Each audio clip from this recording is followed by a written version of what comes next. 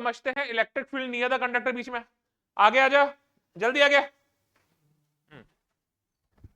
Electric field near the conductor पढ़ते हैं, फिर हम लोग पढ़ते हैं इलेक्ट्रिक प्रेशर, और फिर उसके बाद हम लोग समझेंगे एनर्जी डेंसिटी।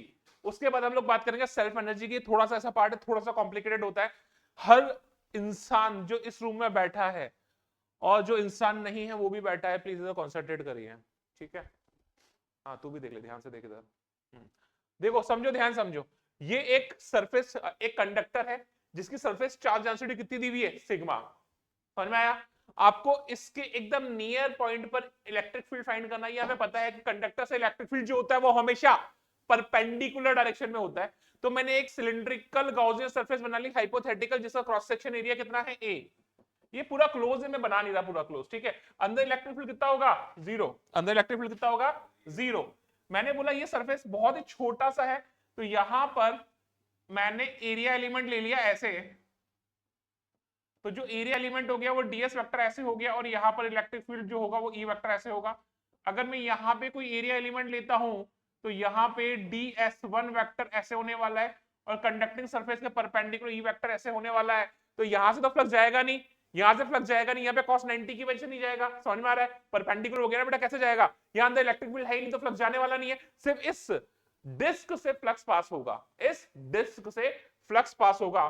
तो गाउस बाबा ने क्या बोला था, जल्दी बता, गाउस बाबा ने क्या बोला था, जल्दी बोल। अरे पनवेल जाना है, जल्दी कर, कितना टाइम लगा रहा है, जल्दी कर।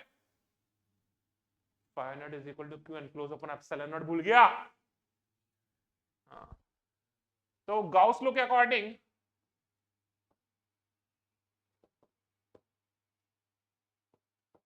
Integration of E vector dot ds vector is equal to q enclosed upon epsilon naught, ठीक है। इसके लिए 0, इसके लिए 0, इसके लिए e ds cos 0 कितना हो जाएगा, e ds cos 0। तो ये हो जाएगा integration of e ds cos 0, ठीक है भाई साहब। मैंने बोला जो सिलेंडर का क्रॉस सेक्शन एरिया वो a है, यानी इस डिस्क का एरिया भी कितना हो जाएगा, a। तो मुझे सिर्फ इतने पार्ट में कितना चार्ज है वो निकालना है, तो ये एरिया भी कितना से कितना हो जाएगा, a।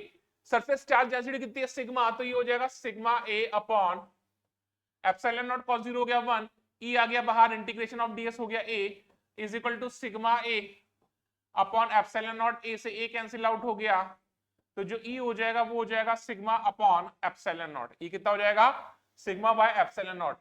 नॉन कंडक्टिंग शीट की वजह से कितना होता था, नॉन कंडक्टिंग शीट की वजह से होता था सिग्मा बाय 2 एप्सिलॉन नॉट। और अगर कोई कंडक्टिंग मोटी सी शीट है तो कितना हो जाएगा, सिग्मा बाय एप्सिलॉन नॉट। या किसी भी कंडक्टर जिसका सरफेस चार्ज डेंसिटी सिग्मा है, उसकी सरफेस के नियर जो इलेक्ट्रिक फील्ड होगा वो कितना हो जाएगा, सिग्मा बाय एप्सिलॉन नॉट। अब यहीं से कॉन्सेप्ट आता है इलेक्ट्रिक प्रेशर का। अगला टॉपिक है हमारा इलेक्ट्रिक प्रेशर। प्रेशर क्या होता है, दबाव, शाबाश। Force per unit area. Pressure क्या होता है, फोर्स पर यूनिट एरिया, ठीक है। अब यार जैसे सुनो, ध्यान समझना, आपके पास एक गुब्बारा है, आपने उसके अंदर हवा भर दी, तो गुब्बारा ऐसे फूल गया, पूरा एक स्फेरिकल सा फॉर्मेट बन जाता है। तो उस पे क्या होता है, अंदर वाली जो हवा है वो ऐसे बाहर की तरफ एक प्रेशर लगा रही होती है। बात समझ में आई क्या? अंदर वाली जो हवा होती है वो क्या कर रही होती है, ऐसे बाहर की तरफ एक प्रेशर लगा रही होती है। इतना समझ में आता है?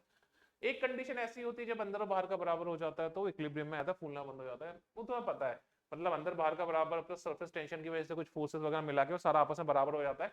हम लोगों ने उसमें भी पढ़ा है, बबल वाले पार्ट में पढ़ा है। अंदर बाहर का बराबर नहीं होता, अंदर का प्लस सरफेस टेंशन मिला के बाहर का सब बराबर होता है, इक्विलिब्रियम में आ जाता है। आगे बात समझ में? ठीक है। तो यानी अंदर वाली हवा उस पर बाहर की तरफ प्रेशर लगा रही होती है। ऐसे कंडक्टर क्या होता है, सुनना पहले मेरी बात समझना। दो चीजें बोल रहा हूं मैं। कंडक्टर जो है उसको अगर चार्ज कर दिया, सरफेस चार्ज डेंसिटी उस पे, तो इलेक्ट्रिक फील्ड क्या होता है, कंडक्टर के सरफेस पे बाहर की तरफ लगता है, हाँ या ना? अगर पॉजिटिव चार्ज कंडक्टर है तो जो इलेक्ट्रिक फील्ड होगा वो कंडक्टिंग सरफेस के परपेंडिकुलर आउटवर्ड जा रहा होगा। इलेक्ट्रिक फील्ड है, चार्ज है, इलेक्ट्रिक फील्ड है, चार्ज है, चार्ज है, फोर्स होगा, फोर्स होगा, एरिया है, प्रेशर होगा। आगे बात समझ में?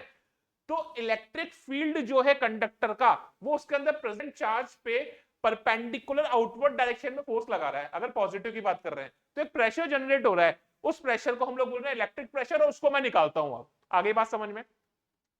इसके लिए मैं क्या कर रहा हूं, इसके लिए मेरे पास एक स्फेरिकल कंडक्टर है, यहाँ पे ध्यान दीजिएगा। क्या ये एक स्फेरिकल कंडक्टर है? इस स्फेरिकल कंडक्टर में एक छोटा सा एलिमेंट मान रहा हूं, जिसको मैंने, जिसका एरिया मैंने बोला ds। इस ds पे फोर्स लग रहा होगा, इस ds में क्या लग रहा होगा, फोर्स लग रहा होगा, और फोर्स जो होगा उसका सरफेस के परपेंडिकुलर होगा। बट ds पे जो फोर्स लग रहा होगा वो ds खुद तो नहीं लगा रहा होगा। अरे खुद का फोर्स खुद पे काम नहीं करता ना भाई। ds वो छोटा सा एलिमेंट है, ds पे जो फोर्स लग रहा होगा वो रिमेनिंग कंडक्टर का इलेक्ट्रिक फील्ड लगा रहा होगा। मेरी बात समझ में आया क्या? ds पे फोर्स कौन लगा रहा होगा? रिमेनिंग कंडक्टर का इलेक्ट्रिक फील्ड। तो मुझे पहले क्या करना पड़ेगा, कोई भी कंडक्टर जो है वो किसी छोटे से स्मॉल एलिमेंट पर उसका रिमेनिंग इलेक्ट्रिक फील्ड कितना होता है, पहले तो मैं वो निकालूंगा। खुद का फोर्स खुद पे लग के प्रेशर जनरेट नहीं कर रहा, मेरे पे कौन प्रेशर जनरेट कर रहा है? दूसरा इलेक्ट्रिक फील्ड। आई बात समझ में? तो अगर मैं छोटा सा एलिमेंट ले रहा हूं तो उस पर मुझे किसका इलेक्ट्रिक फील्ड निकालना पड़ेगा? रिमेनिंग कंडक्टर का। वो रिमेनिंग कंडक्टर का जो इलेक्ट्रिक फील्ड है वो वहां पे फोर्स लगा रहा होगा और छोटे से पार्ट पे प्रेशर जनरेट कर रहा होगा। मेरी बात समझ में आ गई क्या? मेरी बात समझ में आ गई? बहुत अच्छी बात है।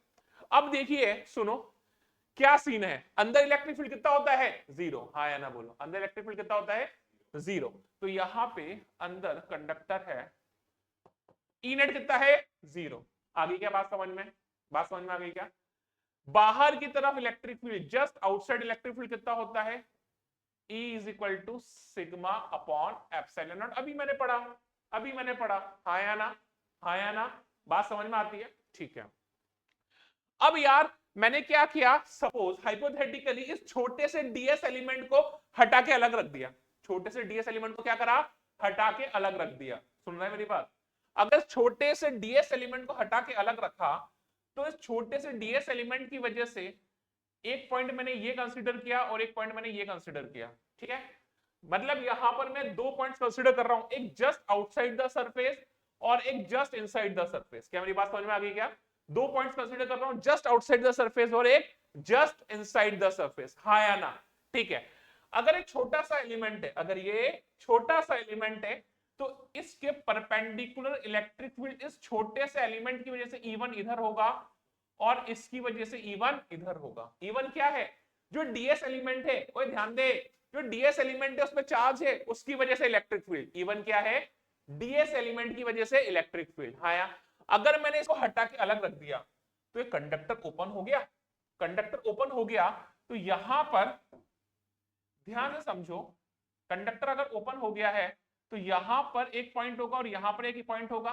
यहां पर मैंने माना इलेक्ट्रिक फील्ड E2 है और यहां पर भी इलेक्ट्रिक फील्ड कितना है? E2। अगर ओपन हो गया तो अंदर भी कुछ ना कुछ इलेक्ट्रिक फील्ड होगा, क्लोज होता तो अंदर इलेक्ट्रिक फील्ड 0 होता। बात समझ में आ गया?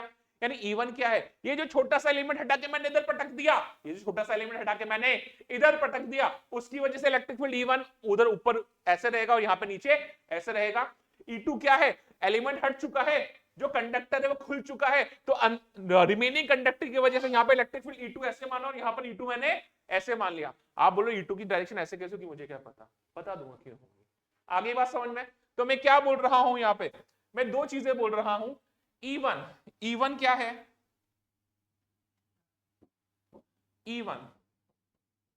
E1 है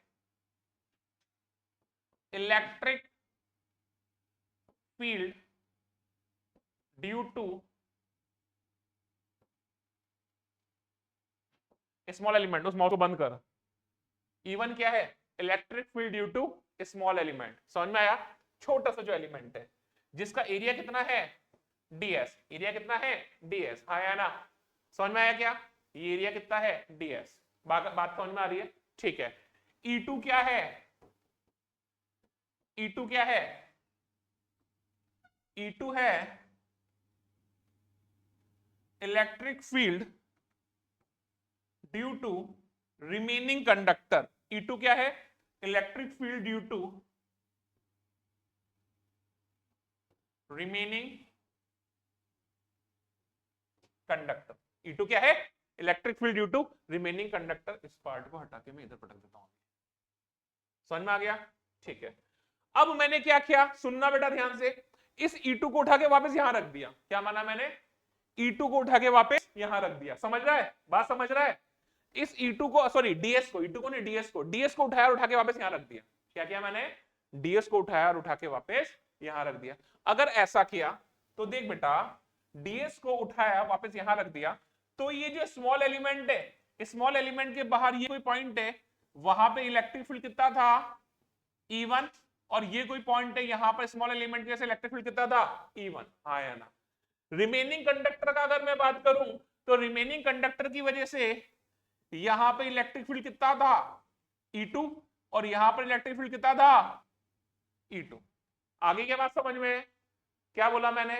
एलिमेंट हटाया, वहां पे दोनों पार्ट्स की वजह से इलेक्ट्रिक फील्ड डिफाइन किए, वापस रख दिया और नेट इलेक्ट्रिक फील्ड बताया मैंने। मेरी बात समझ में आई क्या? मेरी बात समझ में आ रही है तेरे को? ठीक है, एक बात बता, अंदर की तरफ नेट इलेक्ट्रिक फील्ड कितना हो गया? E1 माइनस E2, और वो कितना होना चाहिए? 0। यानी E1 और E2 दोनों बराबर होंगे। हैं जी, सॉरी गलत कर दिया।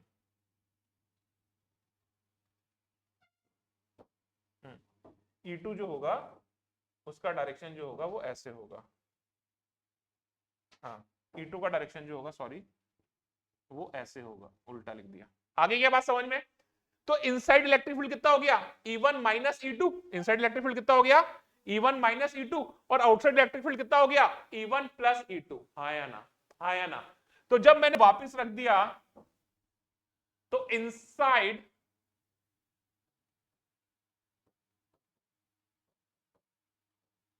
इलेक्ट्रिक फील्ड कितना हो गया? E1 minus E2। और वो किसके बराबर होना चाहिए? 0 के, क्योंकि अंदर तो इलेक्ट्रिक फील्ड कितना होता है? 0। आ रहा है बात समझ में? तो यहां से मुझे यहां से एक रिजल्ट मिला कि जो E1 होगा वो किसके बराबर हो जाएगा? E2 के। अगर आउटसाइड की बात करूं मैं, आउटसाइड की बात करूं, तो आउटसाइड जो E नेट हो जाएगा वो कितना हो जाएगा? E1 plus E2। हाँ है ना? और E1 प्लस E2 किसके बराबर होना चाहिए? सिग्मा बाय एप्सिलॉन नॉट के। किसके बराबर होना चाहिए? सिग्मा बाय एप्सिलॉन नॉट के। तो E1 क्या था मेरा? रिमेनिंग का क्या था? E2। तो इसको मैं लिख सकता हूं सिग्मा बाय एप्सिलॉन नॉट। तो इसको मैं लिख सकता हूं 2 times of E2 is equal to sigma upon epsilon naught. यानी यहां से जो E2 हो जाएगा वो कितना हो जाएगा? Sigma bye 2 epsilon not. बात समझ में आ गई क्या? बात समझ में आ गई क्या? यानी कोई भी कंडक्टर है, उसके छोटे से स्मॉल एरिया एलिमेंट पर रिमेनिंग कंडक्टर की वजह से जो इलेक्ट्रिक फील्ड वर्क कर रहा होगा, कितना कर रहा होगा? Sigma bye 2 epsilon not. हाँ या ना? Sigma bye 2 epsilon not. इस छोटे से एलिमेंट पर जो चार्ज होगा, क्या बोला मैंने? इस छोटे से एलिमेंट पे जो चार्ज होगा, charge on small element, charge on small element, इसको मैंने बोल दिया सपोज dq। वो कितना हो जाएगा? Sigma into ds। अरे मैंने बोला इसका एरिया कितना है? ds। सरफेस चार्ज डेंसिटी कितनी है? सिग्मा। तो कितना हो जाएगा? Sigma into ds। हाँ या ना? तो उस पे जो फोर्स हो जाएगा df, वो कितना हो जाएगा? dq इंटू ई। उस पे चार्ज मल्टीप्लाइड बाय बचे हुए कंडक्टर का इलेक्ट्रिक फील्ड, उस पे चार्ज मल्टीप्लाइड बाय बचे हुए कंडक्टर का इलेक्ट्रिक फील्ड, क्योंकि F इक्वल टू कितना होता है? Q इंटू ई। कितना होता है? Q इंटू ई। तो यहाँ पे जो फोर्स हो जाएगा वो हो जाएगा सिग्मा इंटू ds। कितना हो जाएगा? Sigma into ds। dq का वैल्यू तो यही है, सिग्मा इंटू ds। और रिमेनिंग कंडक्टर का इलेक्ट्रिक फील्ड जो हो जाएगा वो हो जाएगा, ये E2 है, तो ये हो जाएगा सिग्मा बाय 2 एप्सिलॉन नॉट। कितना हो जाएगा? Sigma bye 2 epsilon not. छोटे से एलिमेंट पर फोर्स कौन लगाएगा? बचा हुआ कंडक्टर, यानी उसका इलेक्ट्रिक फील्ड। समझ में आ गया क्या? यहां से मैं df अपॉन ds बोलू। क्या बोला मैंने? देख बेटा, df ये रहा, ds ये रहा, df बाई ds कितना हो जाएगा? Sigma square by 2 epsilon not. अरे फोर्स अपॉन एरिया, क्या हो गया? फोर्स अपॉन एरिया क्या हो जाएगा? P इलेक्ट्रिक, यानी इलेक्ट्रिक प्रेशर। समझ में आ गया क्या बेटा? P electric. तो ये है आपका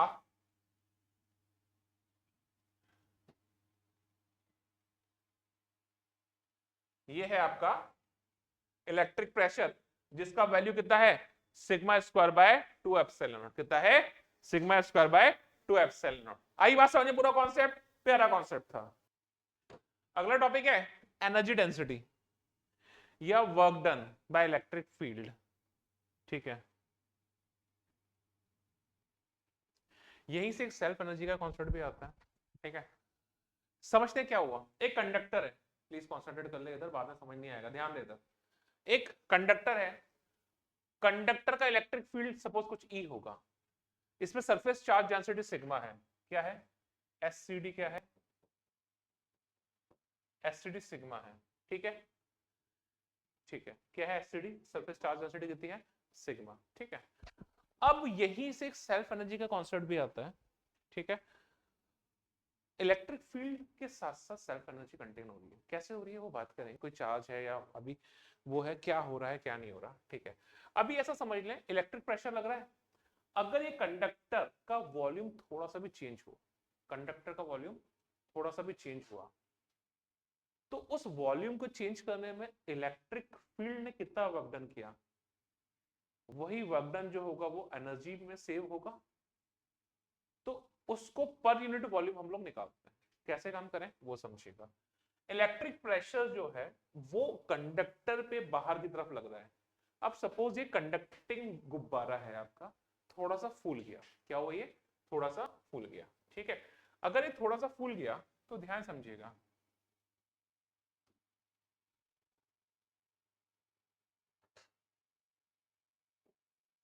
थोड़ा सा फुला देते हैं इसे,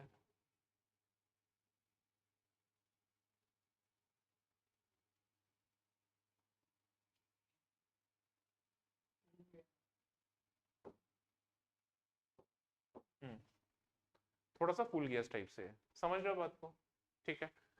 तो बेसिकली इसमें इतना वॉल्यूम जो है इंक्रीज हो गया, तो मैंने बोला जो चेंज इन वॉल्यूम है ये वाला, जो चेंज इन वॉल्यूम है वो कितना है, डीवी, चेंज इन वॉल्यूम कितना है, डीवी। तो अब इतने वॉल्यूम से इलेक्ट्रिक फील्ड लाइंस खत्म हो जाएंगी, इतने पॉइंट, समझ में आया क्यों, अरे फूल गया ना, फूल गया तो कंडक्टर के अंदर तो इलेक्ट्रिक फील्ड खत्म हो जाएगा, तो इतने पार्ट से इलेक्ट्रिक फील्ड लाइंस खत्म हो जाएंगी, एनर्जी में चेंजेस होंगे, क्यों हो रहे हैं, क्योंकि इलेक्ट्रिक फील्ड वर्क डन कर रहा है, क्या कर रहा है, इलेक्ट्रिक फील्ड वर्क डन कर रहा है, वो वर्क डन जो होगा वो इतने पार्ट की एनर्जी में जाके सेव होगा, आगे बात समझ में, यानी इसको फुलाने में जो वर्क डन हुआ, सुनिएगा ध्यान से, इसको फुलाने में जो वर्क डन हुआ इलेक्ट्रिक फील्ड के थ्रू, तो ध्यान दीजिए, work done by electric field to change the volume dv, तो जो dw हो जाएगा वो कितना हो जाएगा, p इंटू डी, आया ना, kinetic theory of gases KTG पढ़ा है अपन ने, थर्मोडायनेमिक्स पढ़ा है, थर्मोडायनेमिक्स में वर्क डन कितना होते थे, p इंटू डीवी, यानी अगर कोई प्रेशर dv वॉल्यूम में चेंज करता है तो वर्क डन कितना होता था, p इंटू डीवी, तो यहां से जो वर्क डन हुआ वो हो जाएगा sigma square by 2 epsilon naught into D V, यही वर्क डन एनर्जी में सेव होगा, कितना हो जाएगा, du, तो यहां से du बाय dv, ये कितना हो जाएगा, sigma square by 2 epsilon naught, कितना हो जाएगा, sigma square by 2 epsilon not, du energy, dv change in volume, change in energy divided by change in volume, यानी एनर्जी डेंसिटी, कितना हो जाएगा, एनर्जी डेंसिटी। तो एक एनर्जी डेंसिटी का फॉर्मूला तो आगे आपके पास ये वाला, आगे बात समझ में, आगे बात समझ में, हाँ बोलना, कुछ डाउट है तो बोल दे, हैं, हाँ तो इलेक्ट्रिक प्रेशर का फॉर्मूला वही, एनर्जी डेंसिटी का फॉर्मूला वही, सेम नहीं हो सकता क्या, हाँ, प्रेशर का डायमेंशन क्या होता है, डायमेंशन भी चेक कर ली, कोई प्रॉब्लम वाला बात थोड़ी है, इतना समझ में आया, तो dv by D U by D V क्या हो जाएगा, sigma square by 2 epsilon naught, पहली चीज। दूसरी चीज, एक फॉर्मूला और है इसका, वो भी देख लेते हैं, वो क्या बोलता है, जो इलेक्ट्रिक फील्ड था वो कितना था, sigma by epsilon not, electric field था कितना था, कंडक्टर की वजह से सिग्मा बाय एप्सिलॉन नॉट, तो यहां से सिग्मा का वैल्यू लिख सकता हूं ई टाइम्स ऑफ एप्सिलॉन नॉट, ये वैल्यू यहां रख दी मैंने, तो यहां से ये हो जाएगा 1/2 सिग्मा की जगह E square epsilon naught square upon epsilon naught, ये होगा बेटा। Sigma is equal to E epsilon naught, तो ये हो जाएगा ई स्क्वायर एप्सिलॉन नॉट, एक से ये कैंसिल आउट हो गया, तो यहां से D U by D V ये हो जाएगा half of epsilon naught into E square. तो एक एनर्जी डेंसिटी का फॉर्मूला और हो गया। बात समझ में आ गया? तो यानी D U by D V को मैं क्या लिख सकता हूं, इसको मैं लिख सकता हूं एनर्जी पर यूनिट वॉल्यूम या एनर्जी डेंसिटी। बात समझ में आ गई क्या? This is the energy density. कोई दिक्कत वाली बात नहीं है? ठीक है, अगला टॉपिक समझते हैं सेल्फ एनर्जी। देखिए सेल्फ एनर्जी क्या है। सपोज कोई भी बॉडी है, उस बॉडी को चार्ज कर रहे हैं मेरे भाई, ध्यान दे, कोई भी बॉडी है उस बॉडी को चार्ज कर रहे हैं, तो ऐसा तो नहीं है कि एकदम से कैपिटल क्यू तक चार्ज करना, उठाया बम लगा से गुलाबो, ध्यान दे, इधर पे पटक दिया और चार्ज हो गया, ऐसा तो नहीं होता। चार्ज धीरे धीरे धीरे धीरे जाता है। अब चार्ज धीरे धीरे जाएगा तो अपनी मैक्सिमम लेवल तक चार्ज होने तक जो भी बॉडी चार्ज कर रही है, एक्सटर्नल एजेंट जो भी है वो वर्क डन कर रहा होगा, वो वर्क डन जो होता है उस बॉडी की सेल्फ एनर्जी में जाकर सेव हो जाता है। क्यों? तुम यहाँ पे बहुत सारे बच्चे बैठे हुए हो, मेरे को और बच्चे भरने हैं, तो मैं उठा उठा के यहाँ भरना स्टार्ट करूंगा, डाल दूंगा, और भरने उन्हें उठा उठा के तुम्हारे ऊपर पटकूंगा, और भरने उठा उठा के और पटकूंगा, और भरने बाहर से क्रेन लाऊंगा, उसे दूसरा स्टार्ट कर दूंगा, है ना? मतलब प्रैक्टिकली नहीं, मतलब हाइपोथेटिकली तो वर्क डन करना पड़ रहा है। क्यों? क्योंकि अंदर वाले बच्चे बाहर वाले बच्चों को रिपेल कर रहे हैं। भाई तू मत, जगह काम है, एसी चल रहा है, यहाँ पे गर्मी हो जाएगी, तुझे साथ तो ये करता है ना? समझ में बात? है तो क्या हो रहा है, पर मुझे तो क्या चाहिए, बहुत सारे बच्चे, तो मैं तो एक्सटर्नल वर्क डन करूंगा, भरूंगा भरूंगा भरूंगा। अरे हंस क्या रहे हो, बच्चे से मतलब स्टूडेंट रहे, तुम गलत जगह को चले जाते हो यार। ठीक है, क्या होगा, वर्क डन करूंगा, हर आने वाले नए बच्चे को बैठे वाले बच्चे रिपेल कर रहे हैं, चार्ज अगर हैं तो मुझे ज्यादा वर्क डन करना पड़ेगा, उसे दबा दबा के अंदर फेंकना पड़ेगा, भरना पड़ेगा। तो बेसिकली जो सारा वर्क डन मैंने किया वो इस कमरे की सेल्फ एनर्जी में जाकर सेव हो गया, पैसा ही पैसा। आया बात समझ में? ठीक है, अब क्या सीन है, ये एक मेरे पास, सबसे पहले मैं बात करता हूं होलो और सॉलिड कंडक्टिंग या होलो नॉन कंडक्टिंग। सारी कंडीशन सेम ही होती है, होलो कंडक्टर हो चाहे सॉलिड कंडक्टर हो, अंदर electric field zero, hollow non conducting on the electric field zero, charge सारा सरफेस पे, सारी कंडीशन में सारा चार्ज सरफेस पे रहता है। इस पे इनिशियल चार्ज कितना है, जीरो, एक एक्सटर्नल बॉडी है इसको चार्ज कर रही है, मैक्सिमम चार्ज कितना आ जाएगा, इस पे कैपिटल की एक्सटर्नल बॉडी है, मैं क्या कर रहा हूं, इनफाइनाइट से उठा रहा हूं, उसमें चार्ज ला के पटक रहा हूं, इनफाइनाइट में उठा रहा हूं, उसमें चार्ज ला के पटक रहा हूं, और वर्क डन निकाल लेता हूं। बात समझ में आई क्या? मेरी बात समझ में आ रही है बेटा? तो मैंने क्या किया, मेरी लाल, ये इनफाइनाइट है, इनफाइनाइट से उठा रहा हूं, यहां चार्ज लेके आ रहा हूं, ला रहा हूं, एक इंटरमीडिएट कंडीशन है, यहां पर चार्ज आ चुका है क्यू, इंटरमीडिएट कंडीशन है, यहां पे चार्ज आ चुका है क्यू, हाँ या ना? इसके बाद में मैं इसके पास dq चार्ज और सेव किया, क्या किया मैं इसके बाद में इसमें dq चार्ज और सेव किया, dq चार्ज सेव करने में एक्सटर्नल एजेंट के थ्रू वर्क डन निकाल लूं। क्या मेरी बात समझ में आ रही है? क्या करूं मैं, जीरो से स्टार्ट किया, भर रहा हूं, क्यू चार्ज भर चुका हूं, उसके बाद मैंने dq और भरा, तो कितना वर्क डन हुआ dq चार्ज भरने पर, वो समझिए। तो यानी क्या निकाल रहा हूं मैं, work done to store more dq charge after already q saved. तो जो dw हो जाएगा वो हो जाएगा dq into V final minus V initial, external agent के थ्रू वर्क डन ये होता है, अभी पढ़ा।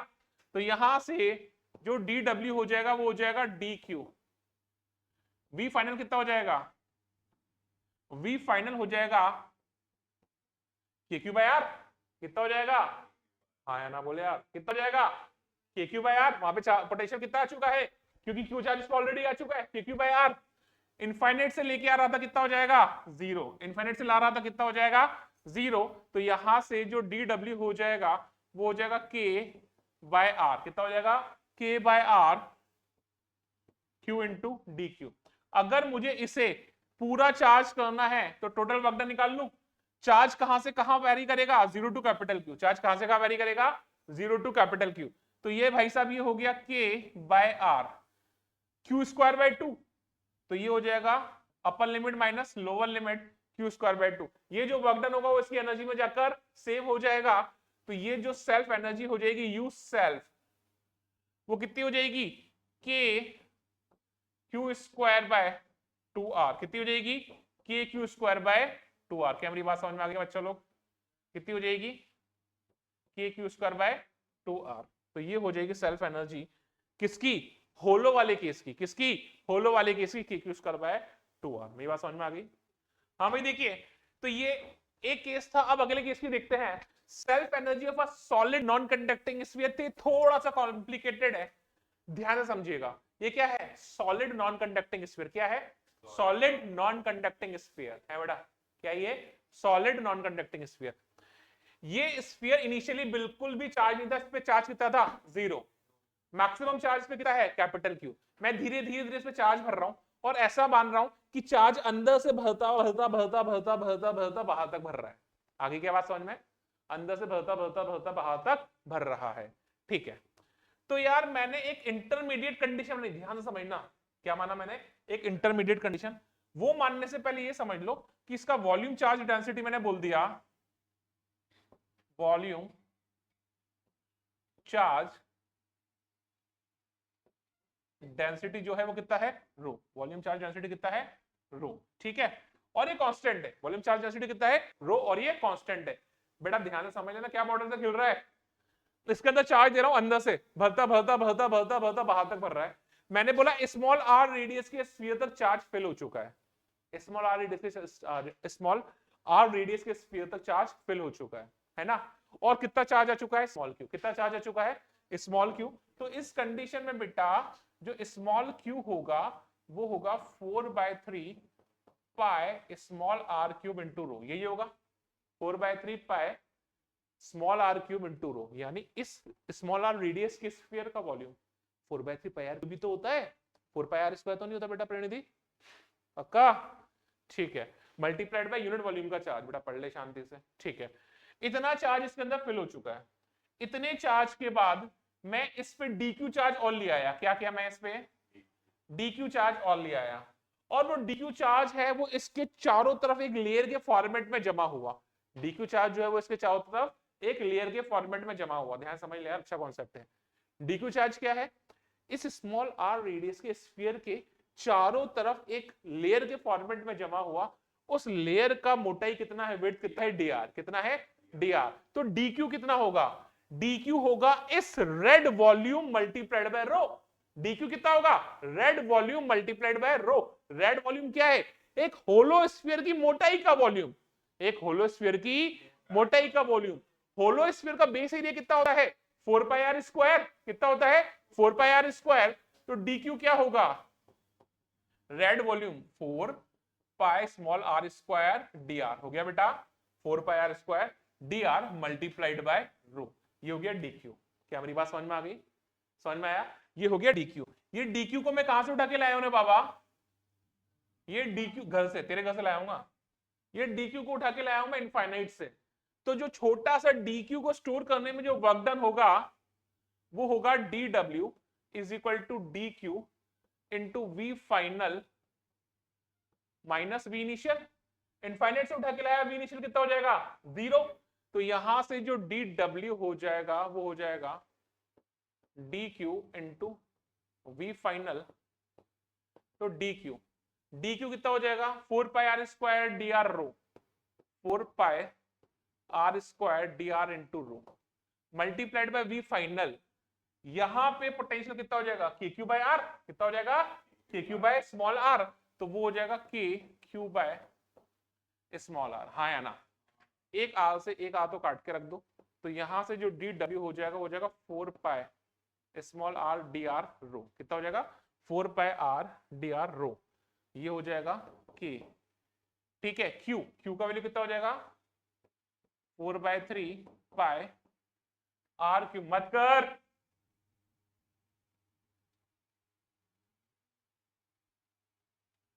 4/3 पाई आर क्यूब रो। आगे बात समझ में आया ना?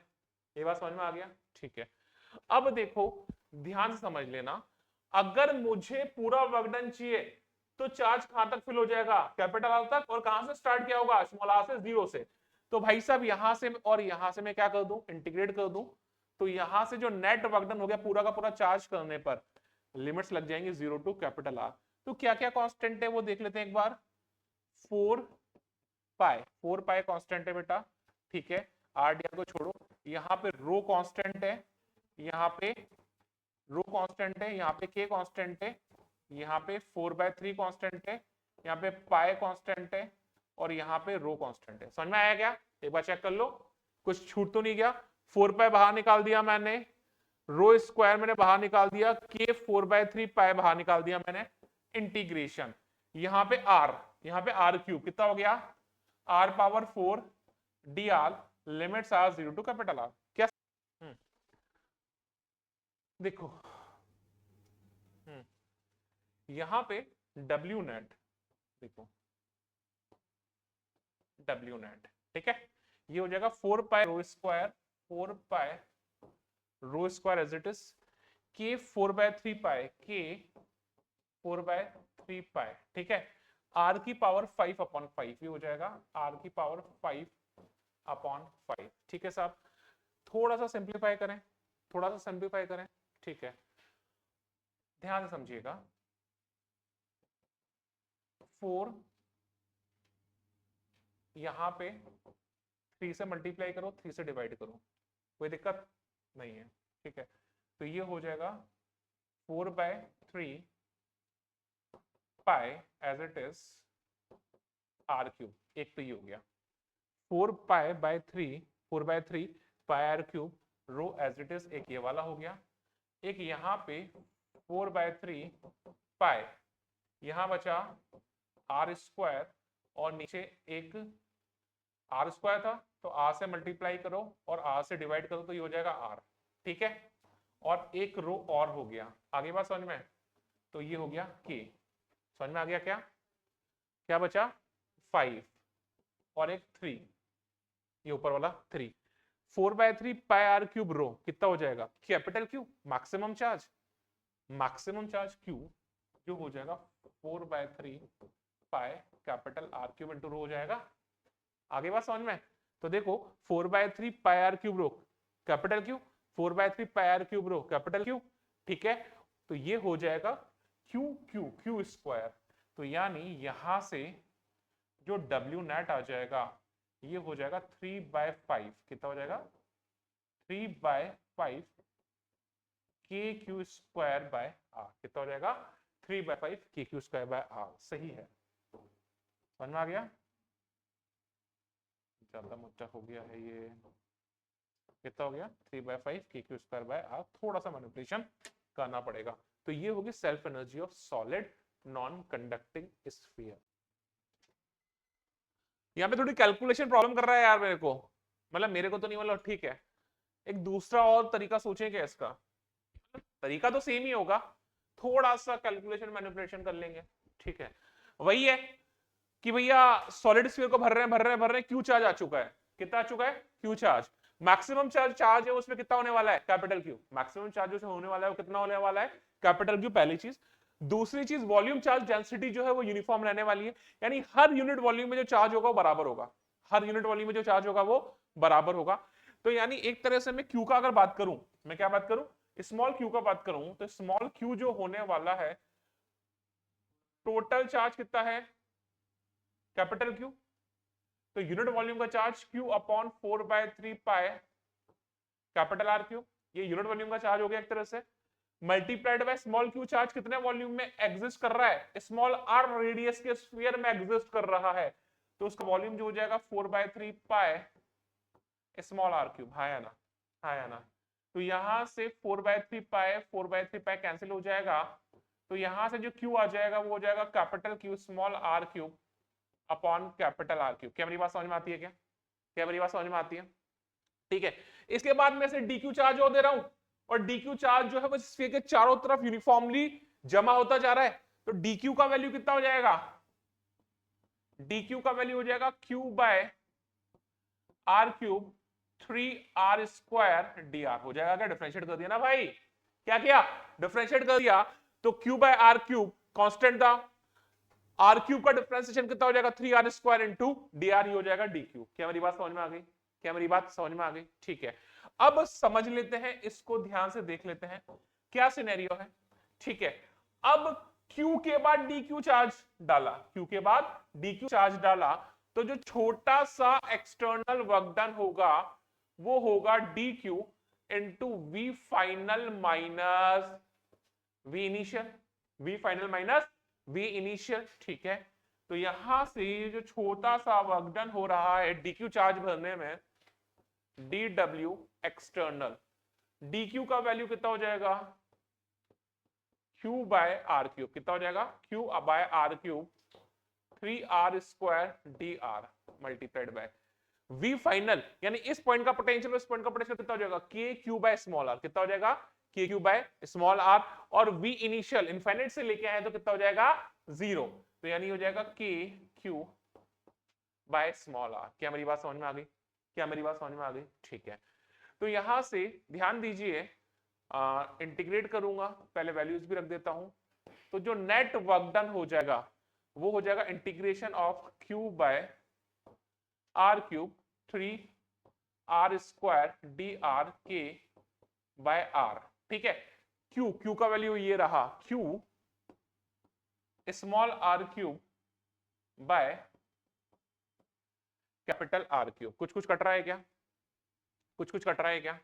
ठीक है, यहां से एक आर से एक आर कैंसिल आउट हो गया, तो जो नेट वर्क डन हो जाएगा, कांस्टेंट बाहर ले लेते हैं, q कांस्टेंट है बाहर आ जाएगा, 3 कांस्टेंट है बाहर आ जाएगा, q कांस्टेंट बाहर, 3 कांस्टेंट बाहर, k कांस्टेंट बाहर, q बाहर तो q स्क्वायर बाहर आ गया, नीचे r की पावर 3 और r की पावर 3, तो ये r की पावर 6 बाहर आ गया, अंदर क्या बचा, यहाँ पे r क्यूब और यहाँ पे r है, तो ये बचा r की पावर 4 dr इंटीग्रेशन।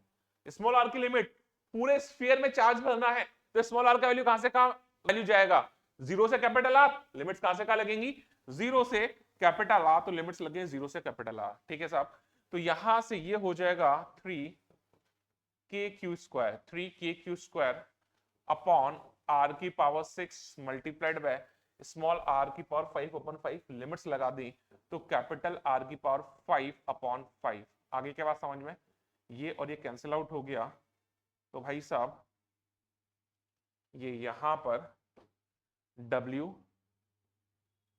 नेट आ गया, तो कितना हो गया, 3/5 KQ स्क्वायर बाय R, तो जो आंसर आ गया W नेट या U सेल्फ, एक ही बात है, वो कितना हो जाएगा 3/5 KQ स्क्वायर बाय R। देख लीजिए 3/5 KQ स्क्वायर बाय R, तो ये हो जाएगा आपका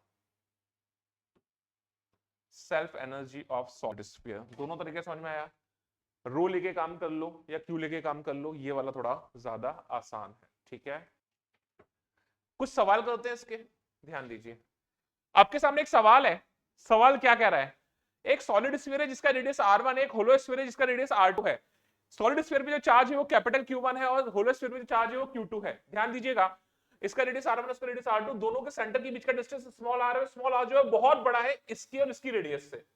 ये कंडीशन इसलिए दी है क्योंकि जब मैं दोनों की बात करूंगा साथ में, तो इन दोनों को मैं एक पॉइंट चार्ज की तरह डील कर सकता हूं, क्योंकि उनके बीच का जो डिस्टेंस है बहुत बहुत बहुत बहुत बहुत ज्यादा है उनके रेडियस के मुकाबले।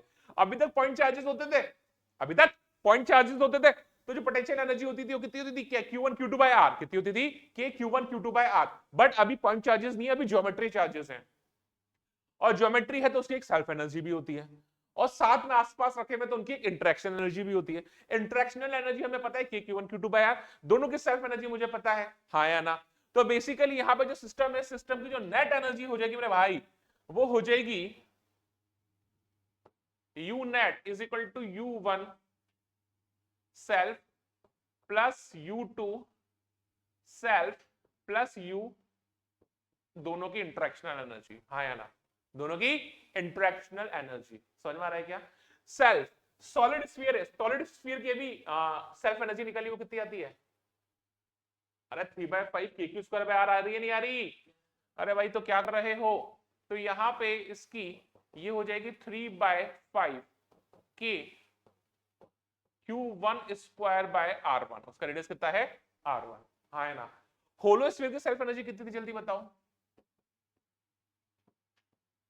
Q2 square by 2R2, check कर लो, देख लो ना, अभी तो निकालिए, क्या कर रहे हो यार, होलो स्फीयर की सेल्फ एनर्जी बोलो जल्दी से, Q स्क्वायर बाय 2R, उस पे चार्ज कितना है Q2, उसका रेडियस कितना है R2, तो Q2 स्क्वायर बाय 2R2, है ना, प्लस इनकी इंटरेक्शन एनर्जी, ऐसा मान के चलो दोनों कहां पे रखे हुए हैं, एक दूसरे से स्मॉल आर डिस्टेंस पर, दोनों पॉइंट चार्ज है, क्योंकि स्मॉल आर जो है वो बहुत बड़ा है एज कंपेयर टू उनकी रेडियस। ओए वासिया मार रहा, ध्यान दे इधर, तो ये हो जाएगा K Q1 Q2 bye small are, ये हो जाएगी इस सिस्टम की total electrostatic potential energy. Concept clear है, जल्दी बनाओ इसे। अगले सवाल पे चलते हैं। अगला सवाल क्या कह रहा है, ध्यान दीजिए, एक सॉलिड स्फीयर है जिसका रेडियस स्मॉल आर है, उसमें चार्ज स्मॉल क्यू है। कंसेंट्रिक एक होलो स्फीयर है, दोनों का सेंटर सेम है, जिसका रेडियस कैपिटल आर है, उसमें चार्ज कैपिटल क्यू है। आपको इस सिस्टम की total electrostatic electric potential energy find करनी है। क्या है, पहले वाले की प्लस दूसरे वाले की प्लस इंटरेक्शनल, पहले वाले की प्लस दूसरे वाले की प्लस इंटरेक्शनल, हाँ ना, यही तो बोला मैंने। तो जो टोटल इलेक्ट्रोस्टैटिक पोटेंशियल एनर्जी हो जाएगी वो हो जाएगी U सेल्फ वन, क्या हो जाएगी ये U सेल्फ वन, हाँ, यानी U नेट, ध्यान दीजिएगा बेटा, अच्छे समझिए, U self one plus U self two plus U interactional, हाँ है ना।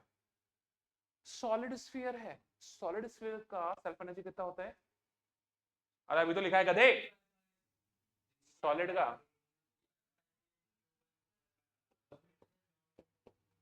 हाँ भाई, अगर कंडक्टिंग होगा तो उसे कैसे डील करेंगे, होलो की तरह डील करेंगे, एक ही तो बात है, ठीक है।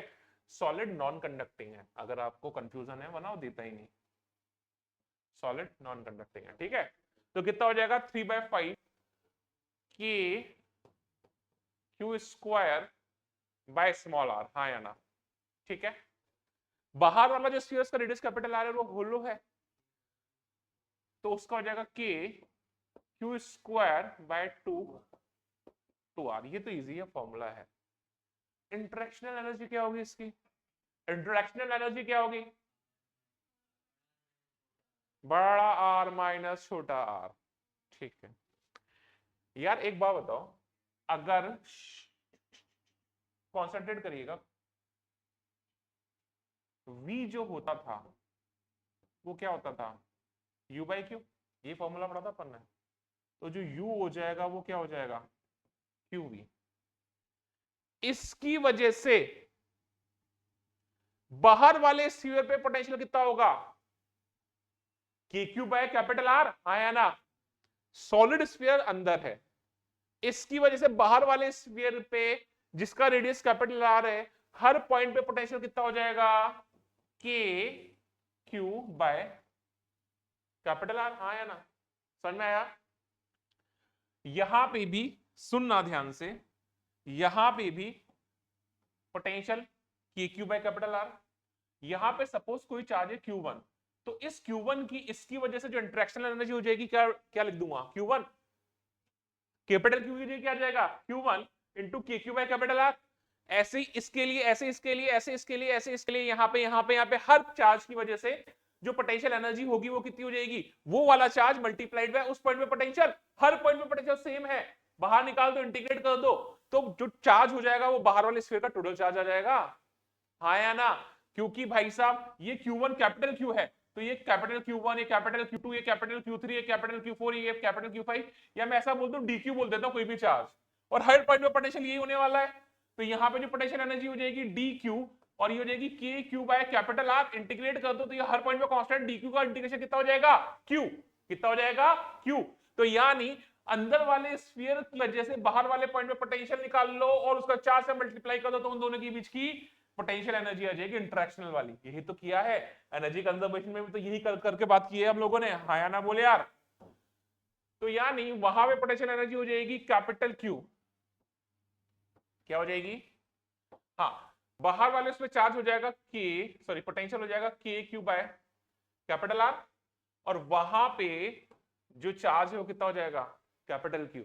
तो पोटेंशियल एनर्जी क्या हो जाएगी इंटरेक्शनल वाली, K Q Q by capital R. कितनी हो जाएगी, K Q Q by capital R. कोई दिक्कत वाला बात, कोई दिक्कत वाला बात नहीं है ना।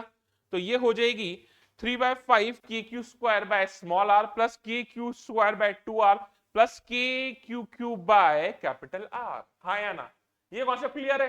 अब आप बोलोगे यार आपने ऐसा क्योंकि हमें क्या पता। मत करो, मत करो। ऐसा मान लो बाहर वाली की वजह से अंदर पोटेंशियल निकाल लो और अंदर वाले 4 से मल्टीप्लाई कर दो। होलोस्फीयर है, होलोस्फीयर के अंदर पोटेंशियल कितना होता है, जितना उसकी सरफेस पे होता है। उसकी सरफेस में कितना है, उसकी सरफेस पे है के क्यू बाय कैपिटल आर।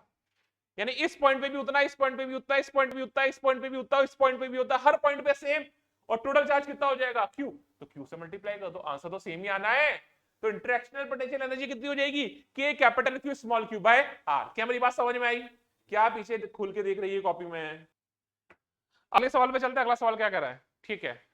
एक इंपॉर्टेंट पॉइंट समझ लीजिए, अगर किसी चार्ज सिस्टम का साइज, शेप और ज्योमेट्री चेंज होगा तो सेल्फ एनर्जी चेंज होगा। अरे कंडीशन चेंज हो जाएंगे ना। और अगर चार्जेस में चेंज आएंगे तो भी सेल्फ एनर्जी चेंज होगी। सवाल क्या कह रहा है, सवाल कह रहा है दो कंसेंट्रिक होलो स्फीयर्स हैं। क्या है, दो कंसेंट्रिक होलो स्फीयर्स हैं, ठीक है। एक का रेडियस स्मॉल आर, दूसरे का रेडियस कैपिटल आर। इस पे चार्ज स्मॉल क्यू, इस पे चार्ज कैपिटल क्यू। एक एक्सटर्नल एजेंट ने बाहर वाले स्फीयर को फुला दिया है, उसका रेडियस कैपिटल 2r हो गया है, 2 कैपिटल आर हो गया है। चार्ज में कोई चेंज नहीं आया है। तो work done by external agent पूछा है। क्या पूछा है बेटा, work done by external agent. तो याद करो, बार बार लिख रहा हूं इस चीज को, U final minus U initial is equal to minus of work done by conservative force और work done by external agent. यही होता है। अगर एक्सेलरेशन 0 है, नेट फोर्स 0 है, तो सरिया ध्यान दे। तो यार मेरे को work done by external agent चाहिए, यानी मुझे यू फाइनल और यू इनिशियल चाहिए। क्या चाहिए, यू फाइनल और यू इनिशियल चाहिए। You final minus U initial कर दूंगा तो मेरा आंसर आ जाएगा यू फाइनल। तो यू फाइनल क्या कह रहा है, ध्यान दीजिएगा, अंदर वाली बॉडी की सेल्फ एनर्जी, बाहर वाली बॉडी की सेल्फ एनर्जी, दोनों की इंटरेक्शनल एनर्जी, दोनों की इंटरेक्शनल एनर्जी। होलो है, अंदर वाली की self energy K Q square by 2 small R, है ना। बाहर वाली की self energy K capital square upon 2 और रेडियस उसका कितना हो जाएगा 2r, ठीक है। ये इनिशियल कंडीशन है, ये फाइनल कंडीशन है। इनकी इंटरेक्टिव एनर्जी, इनकी इंटरेक्टिव पोटेंशियल एनर्जी वो कितनी हो जाएगी, के small Q capital Q upon 2r, यही होगी। के small Q capital Q upon 2r, वही वाला कंडीशन। बाहर वाले पॉइंट में पोटेंशियल के क्यू बाय 2r हो जाएगा और उस पर चार्ज कैपिटल क्यू हो जाएगा। आगे बात समझ में। तो ये तो हो गया यू फाइनल। यू इनिशियल का मैं बात कर लूं तो इस वाली अंदर वाली बॉडी की सेल्फ एनर्जी ये हो जाएगी K Q square by 2r। उसमें चेंज आएगा नहीं क्योंकि उसकी शेप, साइड, ज्योमेट्री, चार्ज किसी में भी चेंज नहीं आ रहा है। बाहर वाली में चेंज आ रहा था, तो बाहर वाली की self energy K Q square by 2 capital R, उस टाइम उसकी रेडियस कैपिटल आर थी, प्लस इंटरेक्शनल एनर्जी जो हो जाएगी वो हो जाएगी K capital Q small Q upon R. हाँ है ना, बात समझ में आ गया, ठीक है। तो आप वर्क डन बाय बेटा धीरे शांति से पढ़ ले यार मेरे लाल। External force, work done by external force, U final minus U initial, ये कैंसिल आउट हो गए। यहां पर k Q square by 2r common आ गया, यहां पे बचा, यहां क्या बचा, यहां बचा 1 माइनस 1/2 और सॉरी ये यूनिशियल, हाँ लिख गलत दिया है, एक बार चेक कर लेते हैं। You final minus U initial, अच्छा उसमें से इसको माइनस करना है ना, तो ये के क्यू स्क्वायर बाय 2r, ठीक है। ठीक है, तो you final minus U initial के क्यू स्क्वायर बाय 2r मैंने कॉमन ले लिया है, तो यहां पे बचेगा 1/2, कितना बचा 1/2 माइनस 1, सही है क्या, you final minus U initial, तो यहाँ पे बचेगा 1/2 माइनस 1 प्लस यहाँ की अगर मैं बात करूं capital K capital Q small Q by R, ठीक है। तो ये हो जाएगा 1/2 माइनस 1, तो you final minus U initial. समझ में आ रहा है, तो नेगेटिव ही आ रहा है क्या बेटा, तो ये हो जाएगा कि क्यू स्क्वायर बाय 2r, 1/2 -1 यानी हो जाएगा -1/2, और ये भी हो जाएगा कि capital Q small Q upon 1/2 -1 -1/2। ठीक है, तो बेसिकली ये है इसका आंसर जो नेगेटिव आ रहा है। ठीक है, एक बार चेक कर लेता हूं मैं, सही है, नेगेटिव ही आ रहा है। तो यानी यहां से मैं बोल सकता हूं work done by external agent ये हो जाएगा नेगेटिव। तो ये तो हो गया आपका work done by external agent. अगर आपको वर्क डन बाय इलेक्ट्रोस्टैटिक्स पूछा है तो minus work done of external agent is equal to minus of conservative force. Conservative force कौन सा है? इलेक्ट्रोस्टैटिक फोर्स, तो माइनस बाहर आ जाएगा। तो यहां से अगर मैं बात करूंगा work done by electrostatic force तो वो हो जाएगा के Q square by 4r plus k capital Q small Q by 2r, ये हो जाएगा work done by electrostatic force. तो ये समझ में आना चाहिए कि एग्जाम में आपको एक्सटर्नल फोर्स के थ्रू पूछा हुआ है या इलेक्ट्रोस्टैटिक्स कंजर्वेटिव फोर्स के थ्रू पूछा हुआ है, वो एक कंफ्यूजन होता है। ये समझ में आ गया। चलिए अब थोड़ा एनर्जी डेंसिटी पे चलते हैं वापस। क्या करते हैं, थोड़ा एनर्जी डेंसिटी पे चलते हैं। तो एनर्जी डेंसिटी का फॉर्मूला हम लोगों ने डिराइव किया, du by dv is equal to half of epsilon naught multiplied by E square. E क्या है? Electric field. यानी इलेक्ट्रिक फील्ड की वजह से किसी पर्टिकुलर पॉइंट पर, क्या है सनी को बोलना है बात, किसी पर्टिकुलर वॉल्यूम में अगर मेरे को एनर्जी चाहिए तो इस फॉर्मूले से मैं काम कर सकता हूं। मुझे इलेक्ट्रिक फील्ड पता होना चाहिए। मुझे क्या पता होना चाहिए? Electric field. ठीक है, अब सवाल है आपके पास, क्या है? ये एक इनफाइनाइट शीट है। क्या है ये? वही सवाल ध्यान से सुन लो यार मेरे यारों। इसकी सरफेस चार्ज डेंसिटी जो है वो सिग्मा है, इनफाइनाइट शीट है। आगे बात समझ में। इस शीट से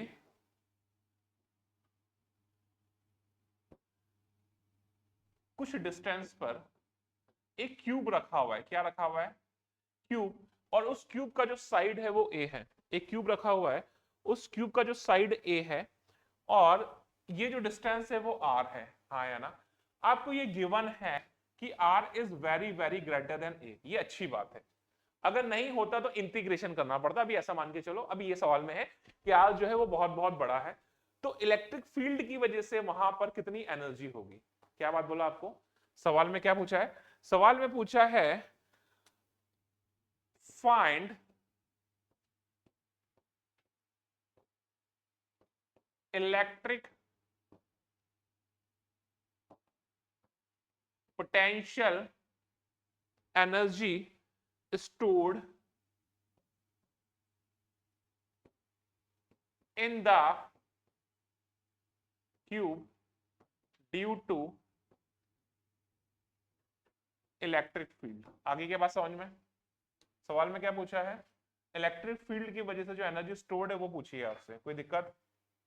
कोई दिक्कत? ठीक है, अब एक बार बताइए, अगर शीट है, एक बार बताइए शीट है, भाई मेरे ध्यान दे रहा है, तो शीट की वजह से इलेक्ट्रिक फील्ड कितना होता है? Sigma bye 2 epsilon not. ठीक है, आर भी डिपेंड नहीं करता। अरे आर भी डिपेंड करता है क्या? आर भी डिपेंड नहीं करता। तो इलेक्ट्रिक फील्ड कितना होता है? Sigma bye 2 epsilon not. ठीक है, तो वो जो वॉल्यूम है, उस वॉल्यूम पर जो इलेक्ट्रिक फील्ड होने वाला है वो कितना होने वाला है? Sigma bye 2 epsilon naught. तो एनर्जी डेंसिटी का मेरे पास फॉर्मूला है du by dv is equal to half of epsilon naught into e square। du by dv is what? Half of epsilon naught into e square। हाँ या ना? ठीक है, तो यहां से जो du हो जाएगा वो हो जाएगा half of epsilon naught e square into dv। ठीक है, पूरा एनर्जी चाहिए, स्टोर्ड एनर्जी u इंटीग्रेट कर दूं तो ये हो जाएगा u, ये हो जाएगा half of epsilon naught e, ये हो जाएगा sigma bye 2 epsilon naught square.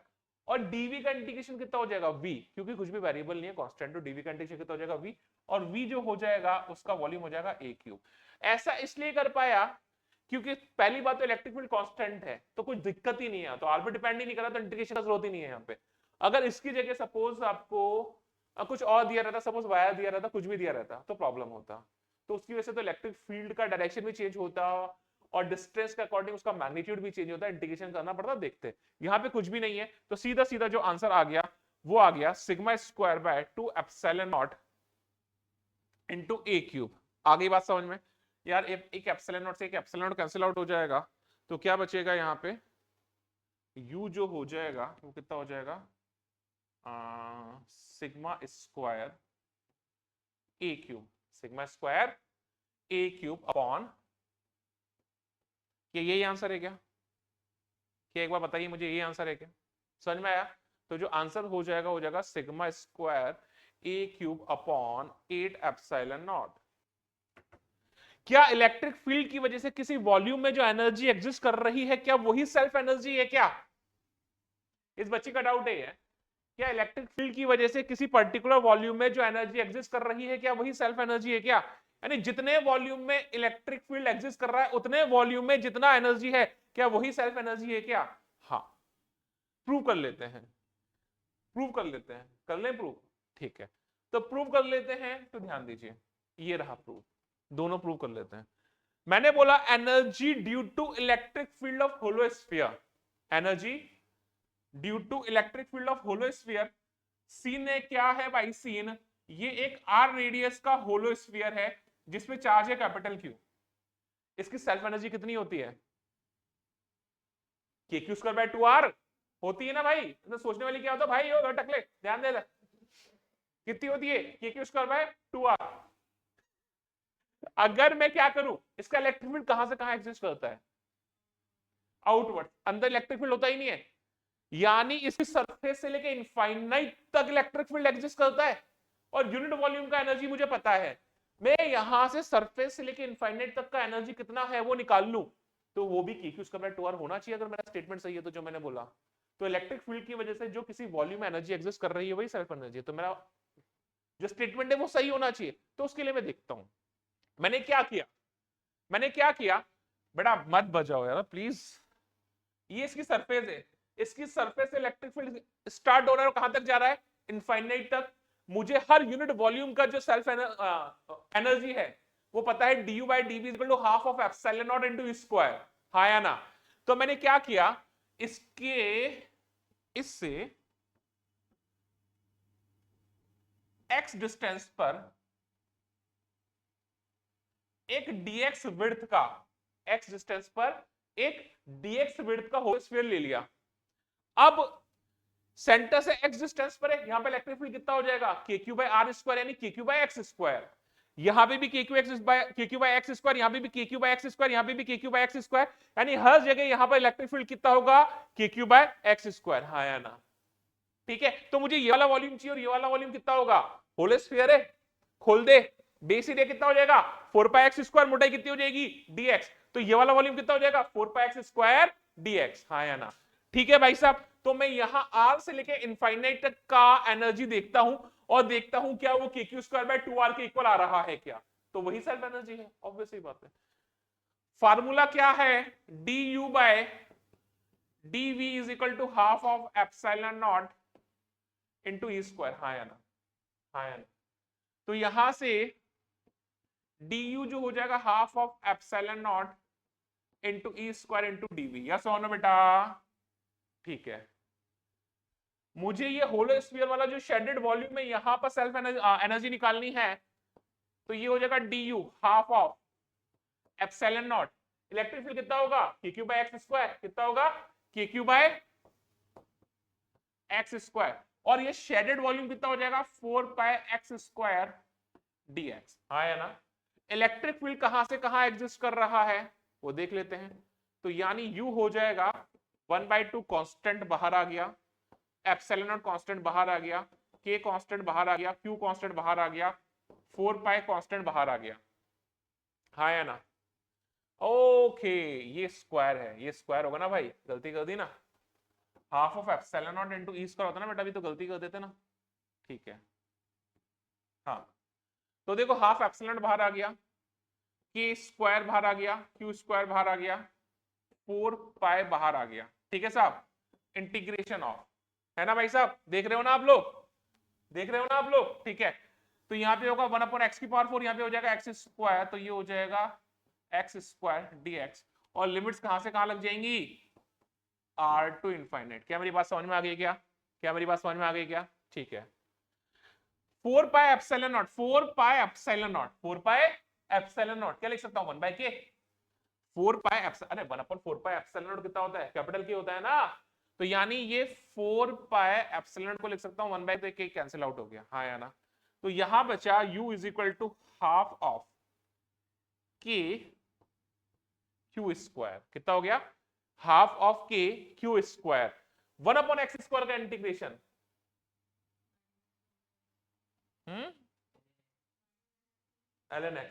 ln x शाबाश, अरे 1/x का गंजे, इंटीग्रेशन ln x होता है 1/x² का, -1/x कितना होगा, -1/x।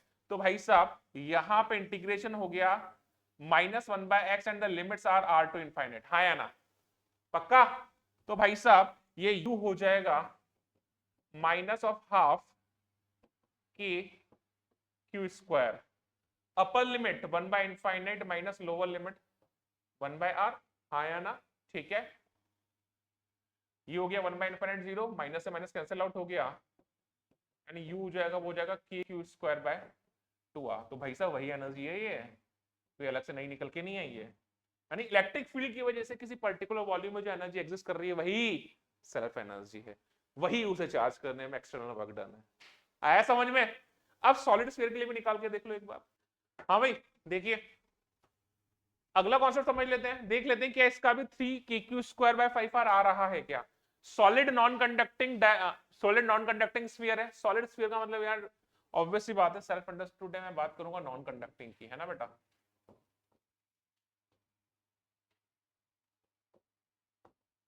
नॉन कंडक्टिंग की, ठीक है, तो वही चीज, radius capital are, charge Q, पर यार ध्यान रखो एक तो इनसाइड है और एक आउटसाइड है। सॉलिड नॉन कंडक्टिंग केस में इनसाइड इलेक्ट्रिक फील्ड और आउटसाइड इलेक्ट्रिक फील्ड दोनों अलग अलग होता है, तो दो केसेस में काम करूंगा मैं, तो वही बात कर लेता हूं मैं, du is equal to half of epsilon naught E square into dv, समझ में आया। तो एक तो जीरो से कैपिटल आर के लिए बात करूंगा और एक आर से इनफाइनाइट के लिए बात करूंगा, और आर से इनफाइनाइट के लिए अगर मैं बात कर रहा हूं तो वो एक्जैक्टली सेम सिनेरियो जो पहले वाला है, क्योंकि आउटसाइड इलेक्ट्रिक फील्ड यहाँ पे और पिछले वाले केस में हमेशा kq by small r square होता ही होता है। बेटा उधर कबाड़ा करना बंद है तो ध्यान दे ले, ठीक है। तो यहां से जो du की मैं बात करूंगा वो बात करूंगा हाफ ऑफ एप्सिलॉन नॉट ई इनका square into 4 pi x² dx, आगे बात समझ में। और बाहर के लिए मैं बात करूंगा half of epsilon naught E square E out square into 4 पाई, वैसे ही एक होलो स्फीयर ले रहा हूं x रेडियस का, अंदर के लिए अलग बाहर के लिए अलग, x1 x2 ले लो, कोई फर्क नहीं पड़ रहा उस पर, ठीक है भाई मेरे। और इंटीग्रेट कर दूंगा, और इसको भी ये इंटीग्रेशन लगेगा 0 टू कैपिटल R के लिए, और ये वाला इंटीग्रेशन लगेगा R टू इनफाइनाइट के लिए। इसको मैं सॉल्व नहीं कर रहा क्योंकि इसको मैं भी सॉल्व कर चुका हूं, और इसका वैल्यू जो आने वाला है वो कितना आने वाला है, kq²/2r। मैं सिर्फ इसको सॉल्व करता हूं यहाँ, यानी सिर्फ अंदर इलेक्ट्रिक फील्ड है उसकी वजह से एनर्जी और इंक्रीज हो रही होगी कुछ, है बेटा समझ में आ रहा है क्या? तो समझ में आ रहा है तो इसको देख लेते हैं, तो इसको मैं नहीं कर रहा अभी, है ना। तो du is equal to half epsilon naught E, inside electric field बोल दो kq²,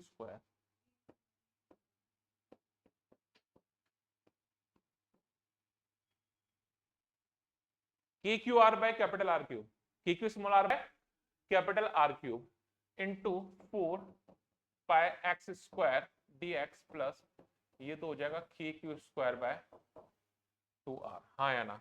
और इसका जो इंटीग्रेशन लगेगा वो लगेगा 0 टू कैपिटल R के लिए, तो यहां से u हो जाएगा, क्या क्या कांस्टेंट है बाहर ले लेता हूं मैं सारा का सारा, 1/2 constant, epsilon not constant, k square constant, q square constant, r की पावर 6 कांस्टेंट, ठीक है। यहाँ 4 constant, pi constant, integration of यहाँ पे x², यहाँ पे भी x², यानी ये हो जाएगा x की power 4 dx and the limits are 0 to capital R। आगे के बाद समझ में, 1/2 epsilon constant, k square q square constant, r की पावर 6 कांस्टेंट, 4 पाई कांस्टेंट, ठीक है। तो ये हो जाएगा एक्स की पावर 4, एक्स स्क्वायर एक्स की पावर 4, ठीक है, सही है। और ये हो जाएगा के क्यू स्क्वायर बाय 2r, ठीक है। 4 पाई एप्सिलॉन नॉट से एक के को काट के रख दो, ठीक है।